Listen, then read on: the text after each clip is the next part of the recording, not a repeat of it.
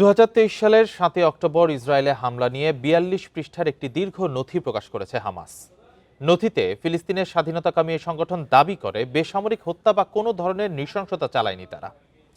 এক্ষেত্রে পশ্চিমা গণমাধ্যম ও ইসরায়েলি লবি তাদের বিরুদ্ধে মিথ্যা অপপ্রচার চালিয়েছে বলেও অভিযোগ করা হয়।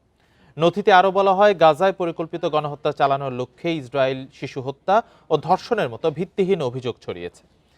এদিকে হামলার কারণ হিসেবে ইসরায়েলের ৭৭ বছরের দখলদারিত্ব, ১৭ বছরের অবরোধ এবং আন্তর্জাতিক সম্প্রদায়ের ব্যর্থতাকে দায়ী করে হামাস। এ সময় তেল আবিবের নিজস্ব নীতির কারণেই সেদিন অনেক ইসরায়েলি প্রাণ হারিয়েছেন বলেও দাবি করে সংগঠনটি।